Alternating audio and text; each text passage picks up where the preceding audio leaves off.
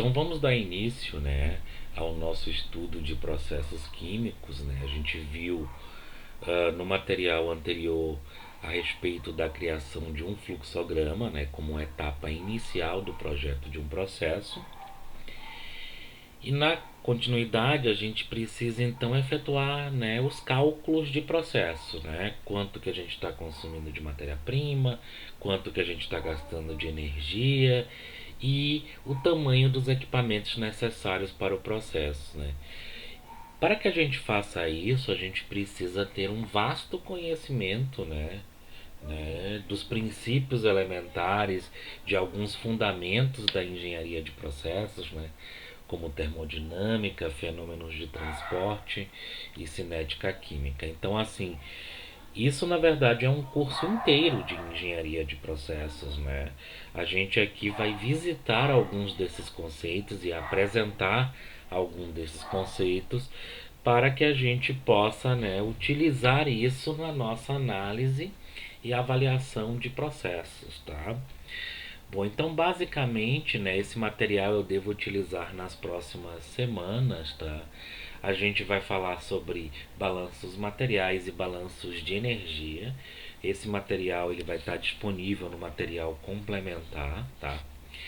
Então, inicialmente a gente vai falar sobre alguns conceitos básicos, balanços materiais e de energia, tá? Vamos visitar um conceito da termodinâmica de equilíbrio de fases e equilíbrio químico que são fundamentais para algumas separações e para determinar os limites, né, que a gente pode ter num processo.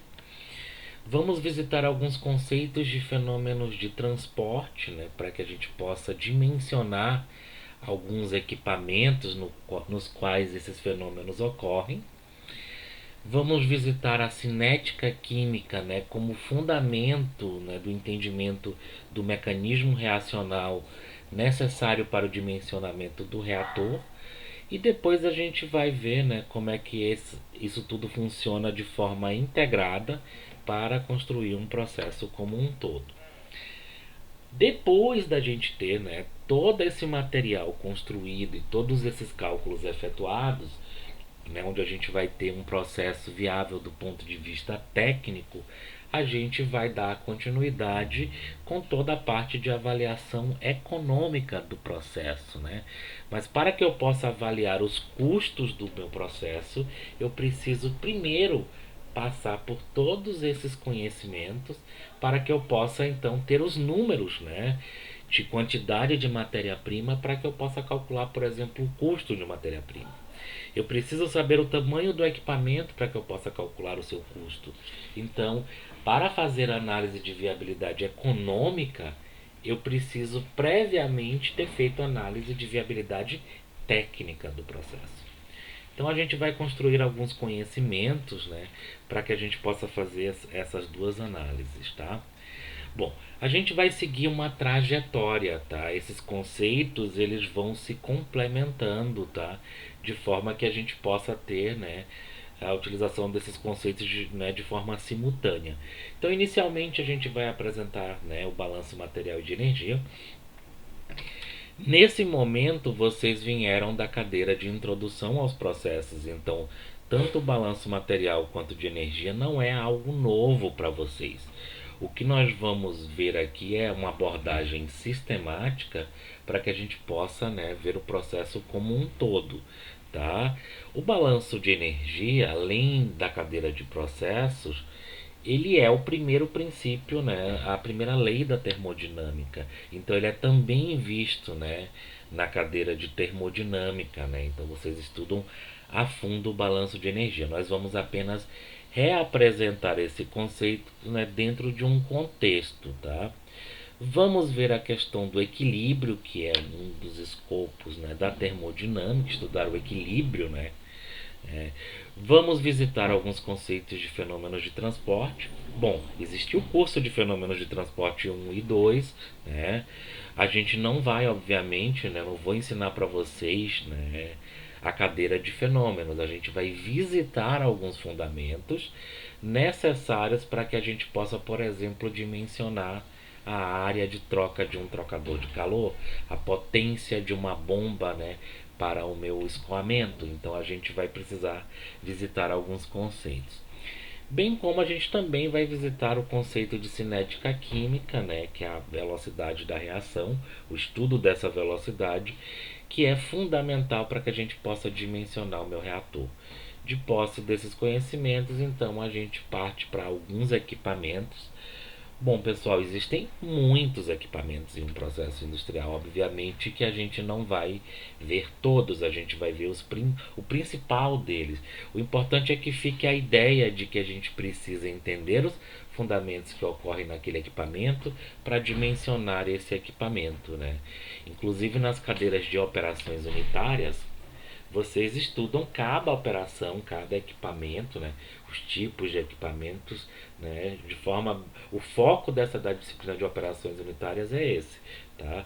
Então observe que o projeto de um processo ele passa por, né, mais de 10 disciplinas do curso de engenharia de processos, ou seja, termodinâmica, fenômeno, cinética, operações unitárias, tudo isso, né, para que a gente tenha um entendimento de um processo. O importante aqui é que a gente tenha uma visão geral do processo, né, o que é necessário para o projeto, né, para fazer a análise de viabilidade técnica e econômica.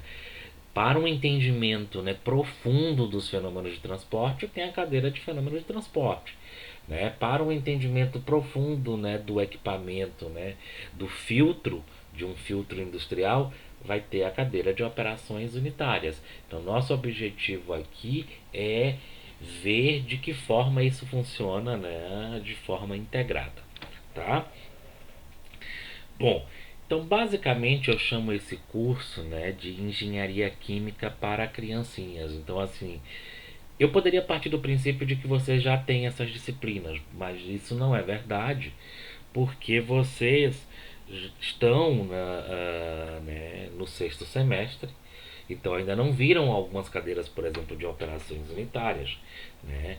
Além daqueles que estão assim, não estão exatamente no semestre certo, né? Por isso eu vou, né, apresentar para vocês, né, conceitos básicos para que a gente possa, né, ter um entendimento dessa disciplina aqui. Bom, então nós vimos que o processo, né, é o conjunto de transformações físicas e químicas que vai desde a matéria-prima até o produto e que para o seu funcionamento a gente precisa de fontes de energia, né, ou utilidades que são usadas, né, no meu processo para o seu funcionamento. Então, basicamente, usando um diagrama de blocos simplificado, eu tenho, né, uma etapa de pré-processamento que antecede a reação, a etapa de reação e a etapa de separação. Usualmente a gente tem um reciclo, né? E o que é esse processo? Esse conjunto de transformações físicas e químicas que ocorrem nos equipamentos de processo, tá? Então eu preciso, né, saber, né, quero produzir uma determinada quantidade, tá? Para atender o mercado. Quanto que eu vou usar de matéria-prima, quanto que eu vou usar de energia nesses equipamentos e qual o tamanho desses equipamentos. De posse dessas informações eu posso, né, fazer uma análise de viabilidade econômica para encontrar o melhor processo, né, aquele que me traria um maior retorno. Tá? A primeira coisa que a gente faz é propor um fluxograma. Nós vimos que no fluxograma, né, a gente representa correntes de processo, né, por setas. Essas correntes elas são numeradas. Nós indicamos os principais equipamentos, né, e numeramos esses equipamentos. Tá? Então aqui veja um processo bem simples. Eu tenho uma carga que é misturada com um reciclo, passa por um reator, isso vai para um separador, né? Aqui eu tenho a minha corrente, né, rica em produto, que vai para a estocagem. E aqui eu tenho o reciclo, tá? Né, eventualmente, né, no reciclo a gente tem, para evitar um acúmulo de inertes ali no meu sistema, eu preciso descartar uma determinada quantidade aqui, que a gente chama de purga. Tá? Essa representação esquemática, né, esse desenho é o que a gente chama de fluxograma. Então, o fluxograma mostra como é que os equipamentos estão interligados, né? Então dá para ter uma visão geral do processo. Agora eu preciso quantificar quanto que está passando, né, em cada uma dessas correntes, de cada componente, né, e dimensionar os equipamentos aqui, tá? Além de calcular o consumo de energia desses equipamentos. Então eu preciso agora efetuar os cálculos de processo, tá? Após a proposição de um fluxograma. Se lá no final eu decidir mudar algum equipamento ou mudar alguma condição operacional, uma temperatura de operação do reator, então eu refaço todos os cálculos, mas é importante que eu saiba fazer esses cálculos porque eles vão precisar ser refeitos com determinada frequência, tá? Bom, queremos projetar um processo, né? Esse processo ele vai ser projetado aqui no nosso planeta, tá? Né, na nossa natureza, e a gente tem algumas restrições que são impostas pela natureza, tá? Então, por exemplo, o princípio de conservação da massa. Não tem como eu criar massa ou destruir massa ao realizar o meu processo. Então, eu preciso garantir de que o meu processo ele não está violando esse princípio fundamental, tá? Além disso, né, a energia do universo se conserva. Então, a gente precisa garantir de que na minha transformação ali no meu processo, né, eu não estou violando esse princípio, tá? E com isso eu posso determinar quanto de energia eu preciso para realizar aquela transformação, tá? Seja para adicionar essa quantidade de energia, seja para remover essa quantidade de energia, tá?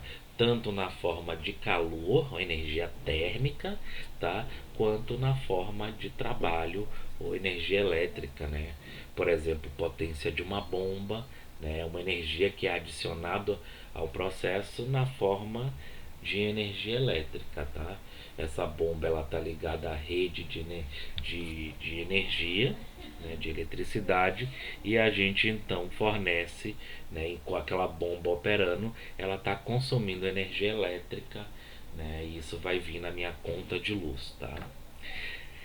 Eu também tenho, né, o princípio de aumento da entropia, né, que vai definir que a entropia do universo aumenta. Isso me permite garantir, né, a direção, né, que o processo ocorre. Por exemplo, se eu coloco, né, um corpo numa temperatura elevada em contato com um corpo numa temperatura mais baixa, o calor se transfere, tá? Se conservando, tá? Ou seja, o calor que saiu de um corpo é, né, exatamente o calor que entrou no outro. Isso garante a conservação da energia. Porém, o calor ele se transfere sempre da maior temperatura para o corpo de menor temperatura para que haja esse aumento da entropia e nunca o inverso, tá? Então assim, eu não posso, né, projetar um processo, né, onde eu, né, o único efeito seja, né, transferir calor de um corpo numa temperatura baixa para uma temperatura alta. Eu posso fazer isso através de um sistema, tá? Através de um ciclo, né, de refrigeração. Eu posso então, né, utilizar um circuito onde eu posso sim transferir calor, né, de uma temperatura mais baixa para uma temperatura mais alta, mas não como um único efeito dentro de um processo, tá? A gente precisa garantir esses princípios. Então vamos ver alguns conceitos básicos, né?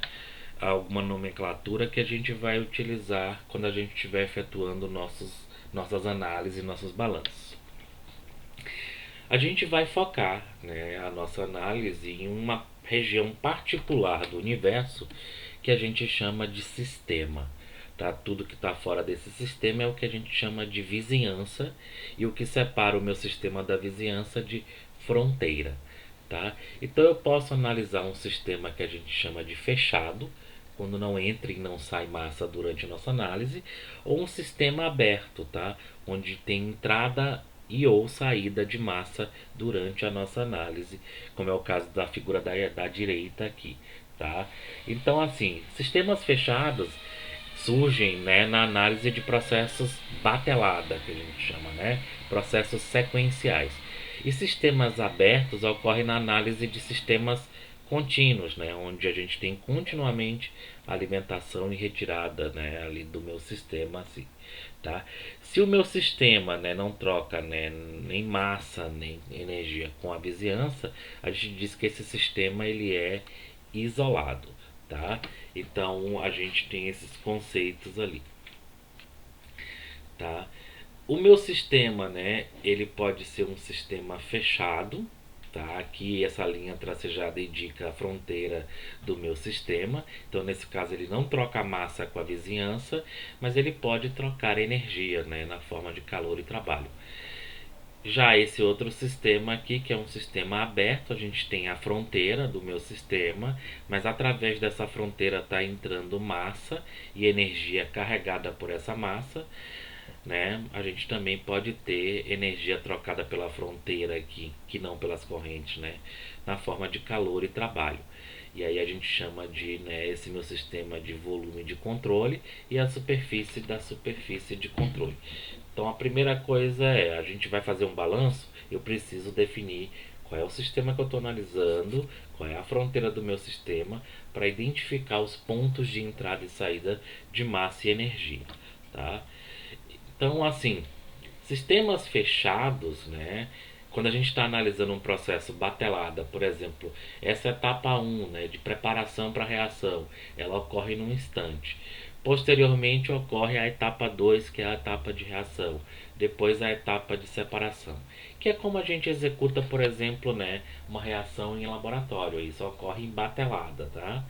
A gente pode ter processos industriais que ocorram em batelada, tá?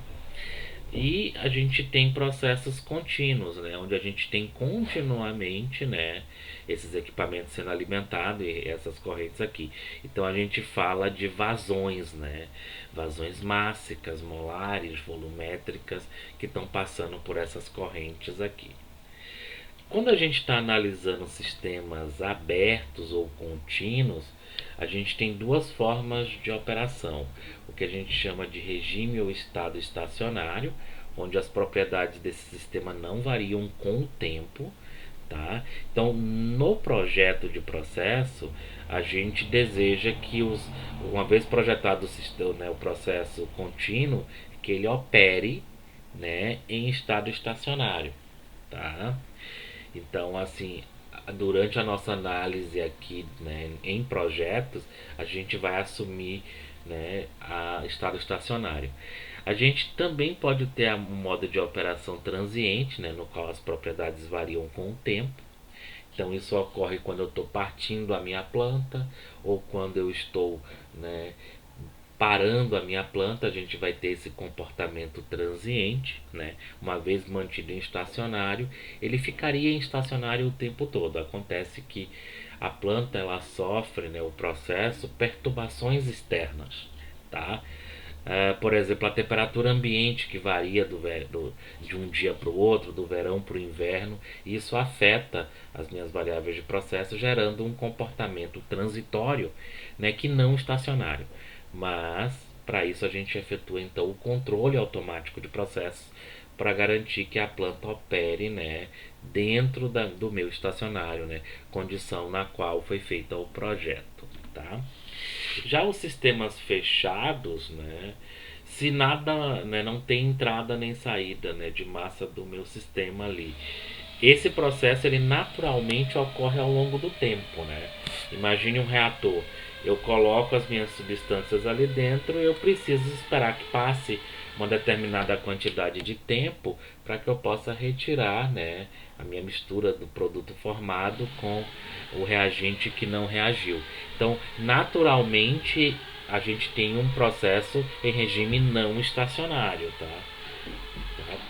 Então, quando a gente estiver analisando, né, um sistema, né, a gente vai estar analisando, né, alguma substância ou uma ou mais substâncias que estão dentro do meu sistema. A gente pode caracterizar, né, esse sistema pelas grandezas massa, tá? Medida no sistema internacional em quilogramas, tá?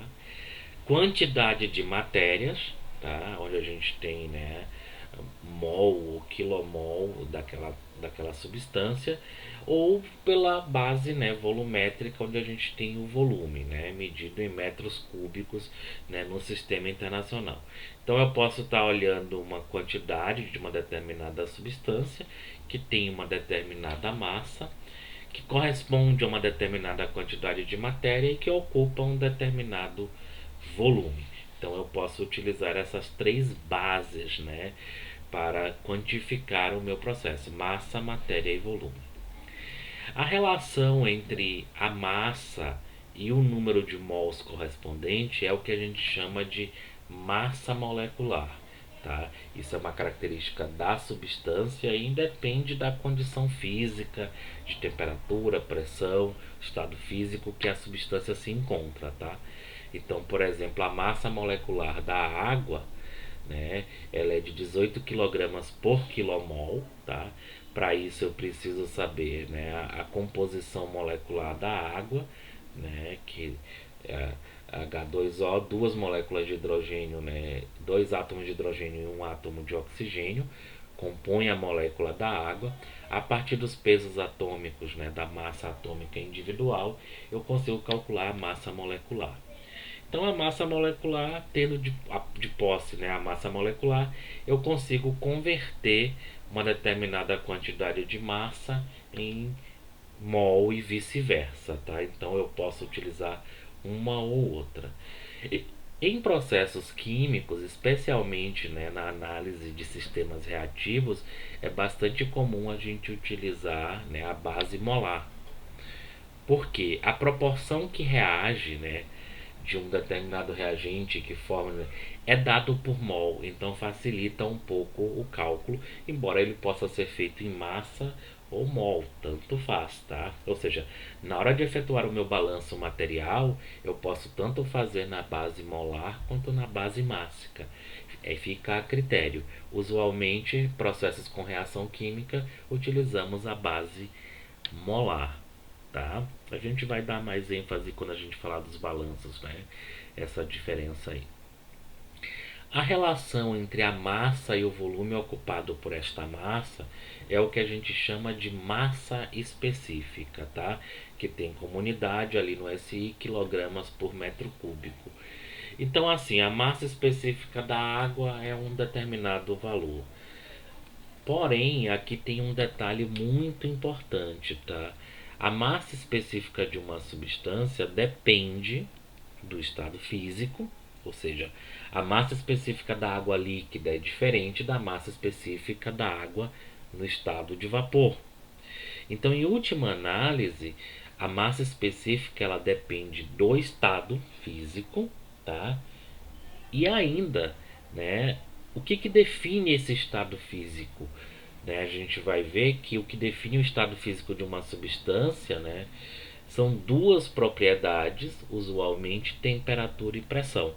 Então, por exemplo, né, se eu estiver fazendo esse cálculo para converter uma massa em volume, o volume em massa, eu preciso ainda da informação de que condição de temperatura e pressão se encontra aquela substância.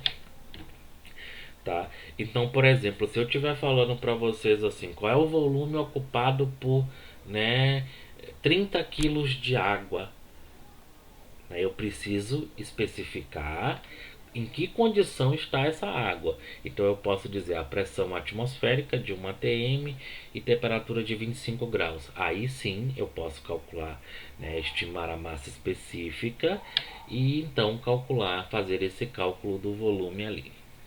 Bom, a massa específica a gente encontra disponível, né, na literatura para diversas substâncias e é uma propriedade que eu posso medir experimentalmente, né? Então, por exemplo, eu posso pegar a água naquela determinada condição, colocar num recipiente, né, pesar, né, pesar o recipiente, né, e então eu subtraio a massa total, né, do recipiente com o líquido menos o peso do recipiente, eu vou ter a massa do líquido.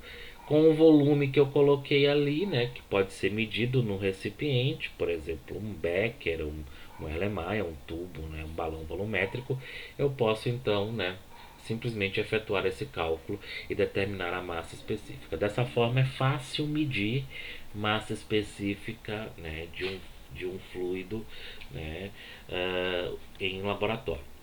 A relação, né, entre o número de mols e o volume equivalente a esse número de mols é o que a gente chama então de concentração molar, né, total. Tá? Então, assim, a gente tem essas relações entre essas bases e eu posso converter, né, uma na outra, tá? Ainda aqui a gente tem, né, tem uma nota de rodapé. O inverso da massa específica, né, que seria a relação volume-massa, é chamado de volume específico, tá?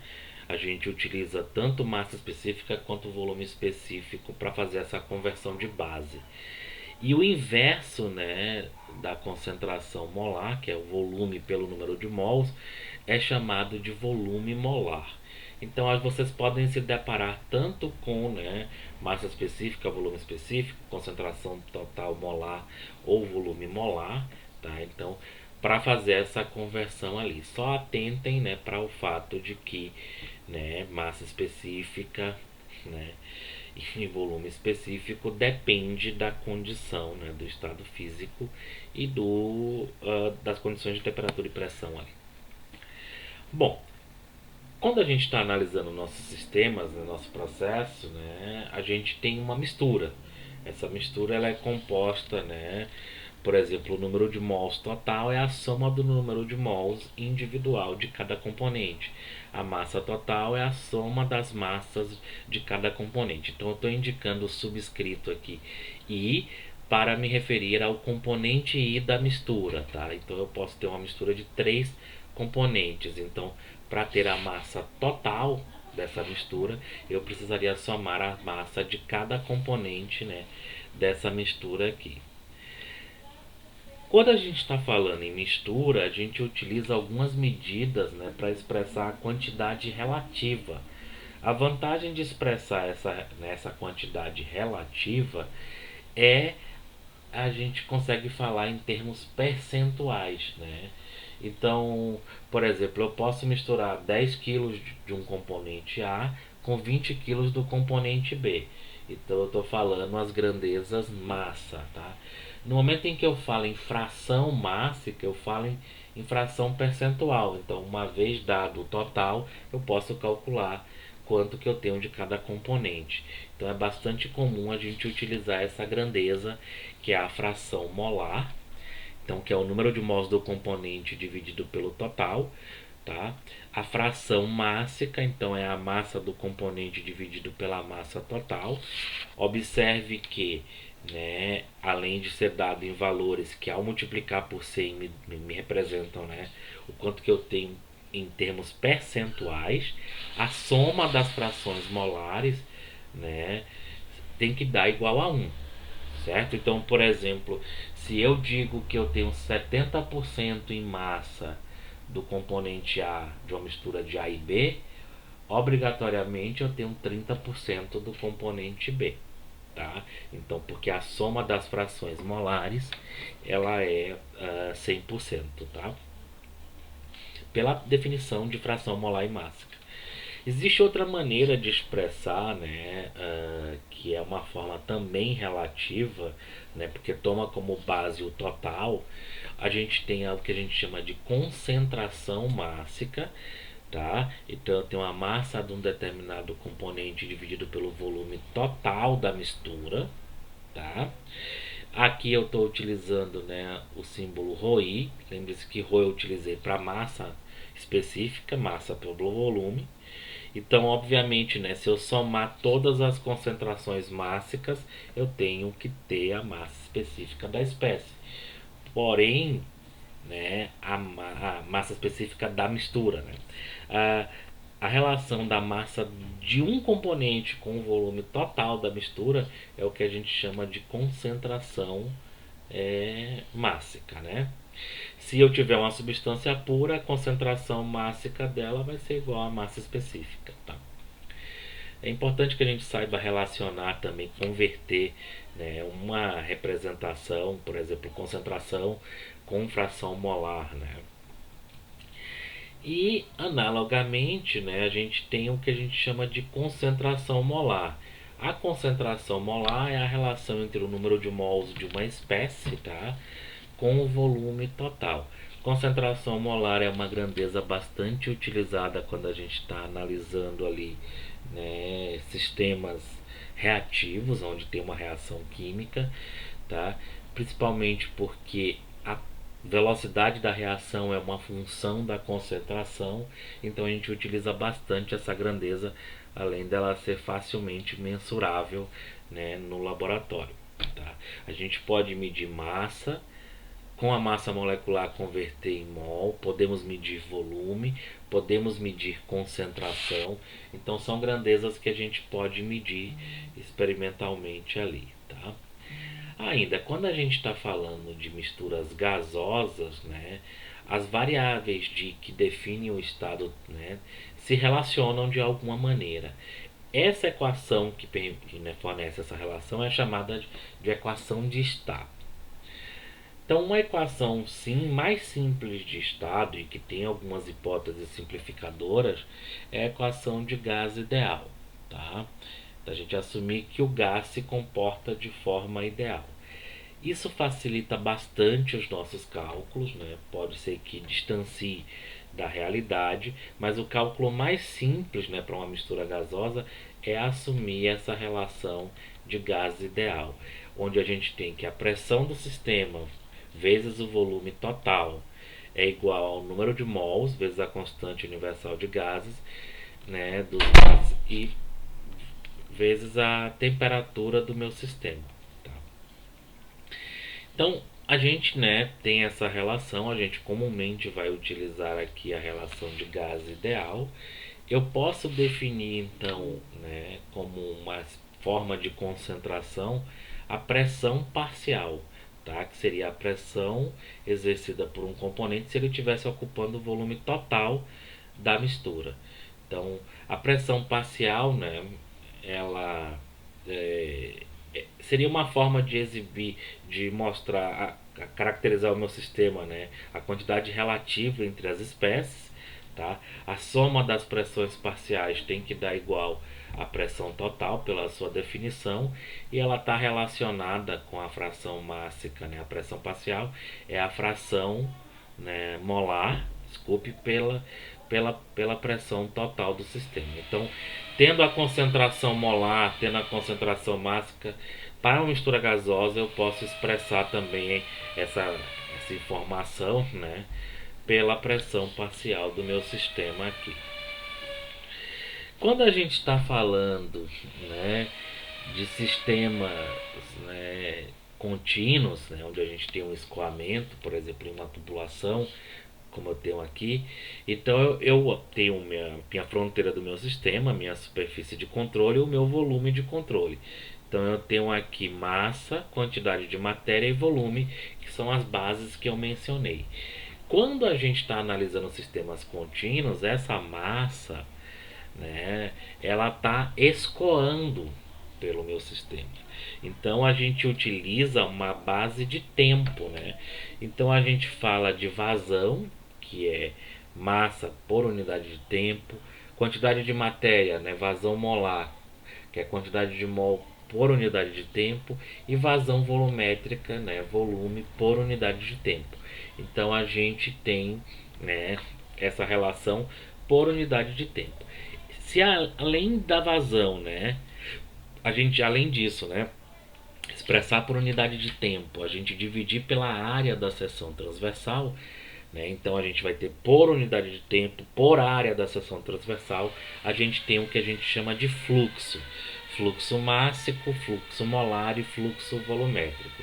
Então a gente utiliza comumente na análise, né, de sistemas contínuos as grandezas vazão e fluxo. Tá? Então eu tenho um vazão mássica no lugar de massa, vazão molar no lugar de quantidade de mol, tá? Quantidade de matéria, para expressar, né, a massa, quantidade de matéria ou volume.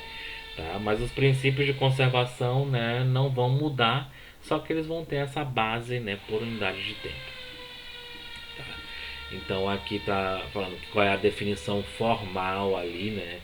Tipo, eu tenho uma seção transversal, eu tenho uma determinada quantidade de massa passando por segundo, por minuto, por hora. Essa quantidade, né, atravessando a fronteira, é o que a gente chama de vazão, né, seja mássica, molar ou volumétrica. Então, por exemplo, né, se eu tiver a vazão mássica de um determinado componente, como é que eu converto em vazão molar? Pela massa molecular, ou seja, isso não muda. A relação massa-quantidade de matéria ainda se dá pela massa molecular. Como é que eu converto em vazão volumétrica? Pela massa específica. Então essa relação só mudou que, né, a massa específica, né, por exemplo, ela é a razão entre a massa pelo volume ocupado.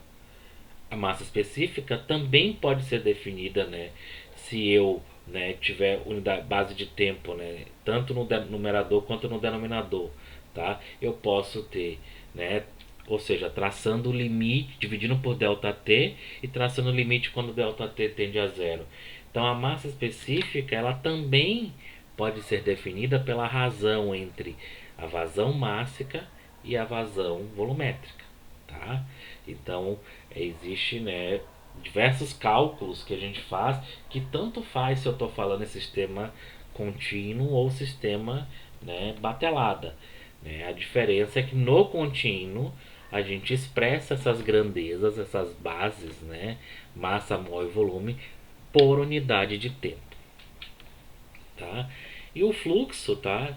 Se eu dividir a vazão pela área da seção transversal, eu tenho o que a gente chama de fluxo. Fluxo mássico, fluxo volumétrico ou fluxo, né, molar, tá? E aí a gente tem essa relação aqui, tá? A vazão volumétrica é igual a fluxo vezes a área, tá? E esse fluxo volumétrico aqui é a velocidade de escoamento, tá? Então eu posso relacionar, né, a velocidade de escoamento com a vazão volumétrica, tá? Essa relação ela é apresentada na disciplina de fenômenos de transporte, ou seja, vazão volumétrica é igual a velocidade do escoamento, velocidade média, vezes a área da seção transversal. Isso é importante, né, quando a gente está dimensionando tubulações ou máquinas de fluxo para essa tubulação. Eu preciso saber qual é a velocidade que o fluido está escoando. Por quê? Porque a perda de energia que ocorre devido ao atrito, né, é função dessa velocidade, tá? Então eu preciso conhecer a velocidade de escoamento. Então eu quero que passe uma determinada vazão, porque eu quero produzir tanto, eu quero saber, né, como é que eu calculo a perda de energia ali na tubulação, eu vou precisar da velocidade ou fluxo volumétrico, ok? Bom, quando a gente tem uma mistura, tá? Então eu tenho massa de cada componente, quantidade de matéria de cada componente. Eu posso converter individualmente, tipo a massa do componente A com o número de mols do componente A pelas suas propriedades físicas individuais, tá? Então, por exemplo, se eu tenho uma mistura de água e etanol, se eu souber a massa, numa determinada condição, tá? Se eu souber a massa específica da água e a massa específica do etanol, eu consigo converter massa de etanol em volume de etanol, massa de água em volume de água. Quando eu estou falando de uma mistura, tá? Que eu tenho uma determinada quantidade de água, uma determinada quantidade de etanol, eu posso definir o que a gente chama de propriedade média, como se a mistura naquela composição fosse uma outra substância. Então eu misturo água e etanol, formo uma mistura de água e etanol, e é como se isso fosse uma mistura, tipo de 10% água, 90% etanol.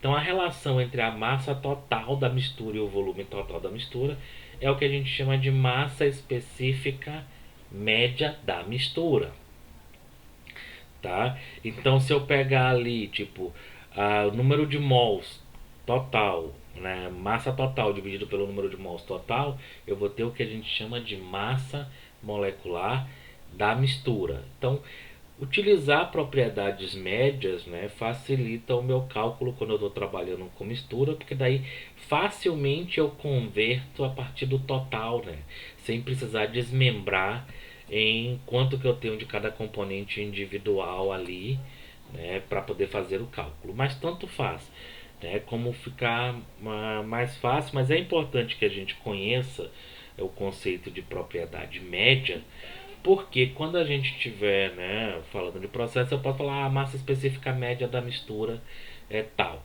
Ou seja, eu estou calculando com base no total. Então, por exemplo, né, pela definição de massa específica, que é a relação massa-volume, se eu tiver uma mistura, a massa média, coloquei essa barra aqui, né, em cima para indicar que é uma média, é a massa total dividido pelo volume total, tá? Pode-se provar facilmente, né, que a massa média é igual, se dá por essa relação aqui, tá?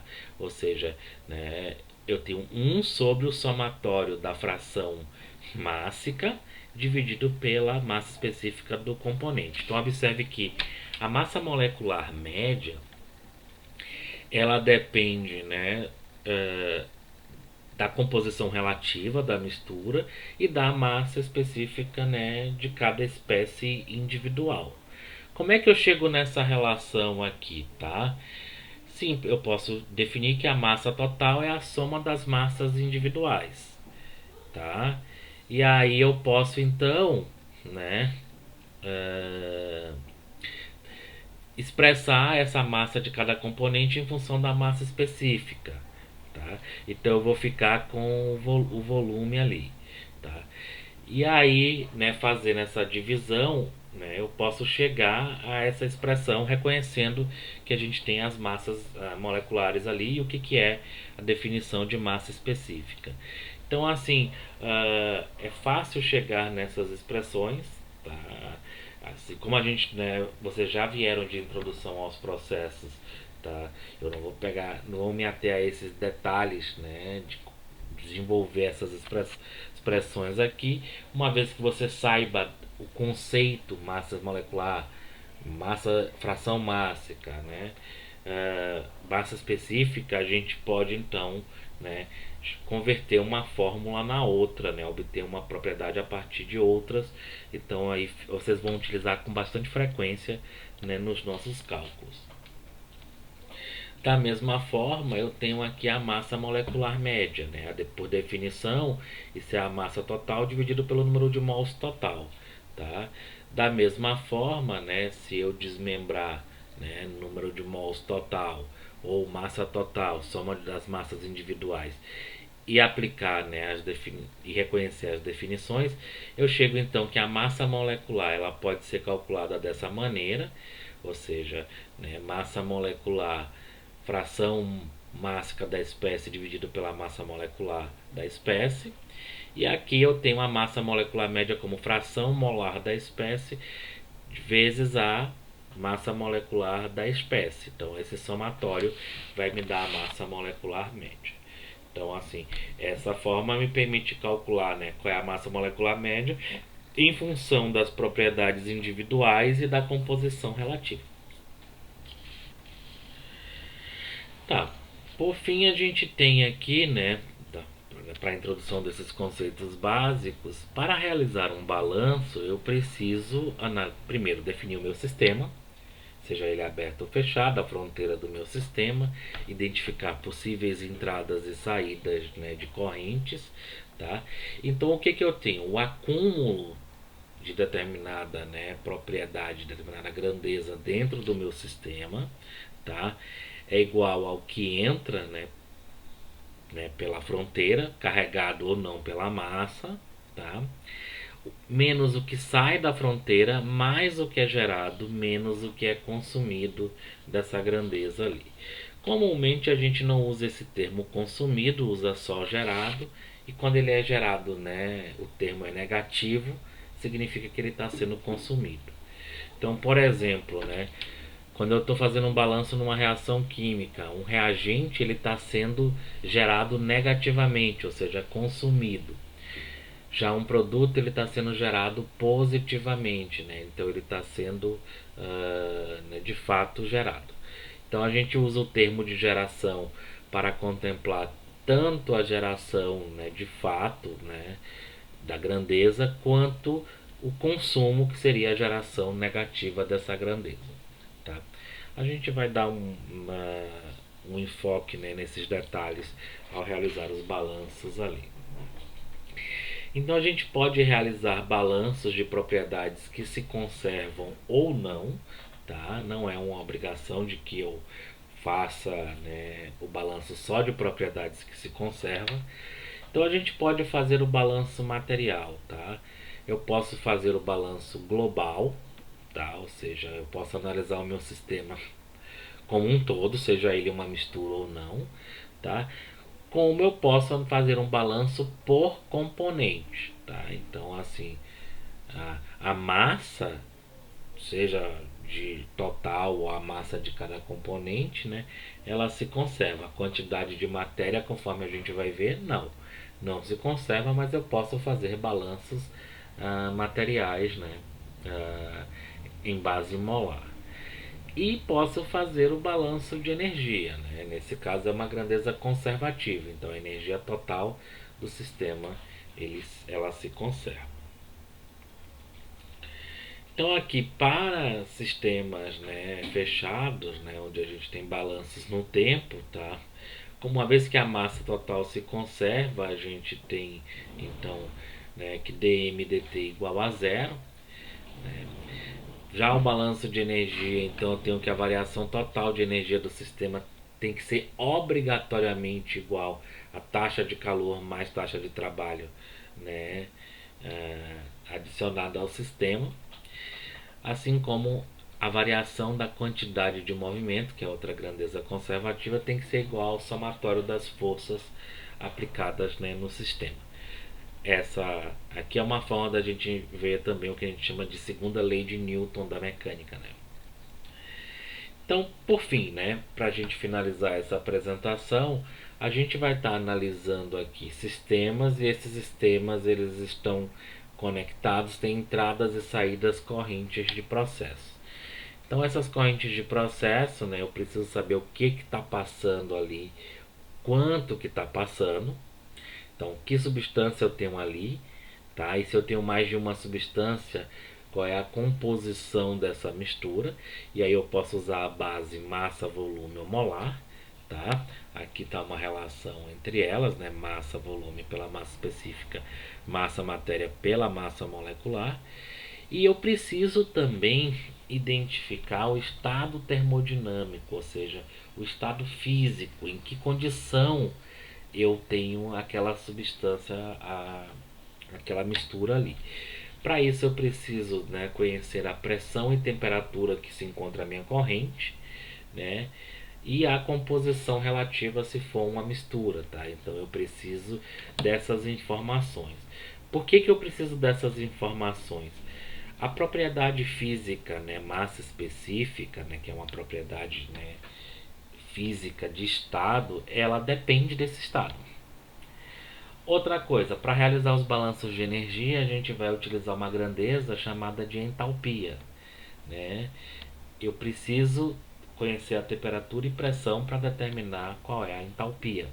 Então eu preciso conhecer esse estado se eu quiser relacionar, né, por exemplo, a minha massa com volume, meu volume com a quantidade de matéria, né? E se eu quiser fazer os balanços de energia, eu vou precisar desse estado aqui. Eu não preciso entrar em detalhe, né, do estado, se o meu objetivo é puramente fazer um balanço material, tá? Então eu não preciso do estado. Mas se eu quiser fazer o balanço de energia, né, e determinar essa relação volumétrica ali, que é uma grandeza, né, que define o estado termodinâmico, eu preciso então saber que condição de temperatura e pressão eu tenho ali, tá? Se eu tiver a corrente totalmente especificada, todas as propriedades físicas dela podem ser determinadas e, consequentemente, eu posso fazer balanços materiais e de energia. Bom, então essa apresentação ela vai parar por aqui. Na sequência, a gente vai ver então começar a falar sobre os balanços materiais, tá, em processos. E quando a gente finalizar, né, os casos, a gente vai então para o balanço de energia e vamos seguir aquela trajetória que eu falei na figura lá no início. Então por agora é só.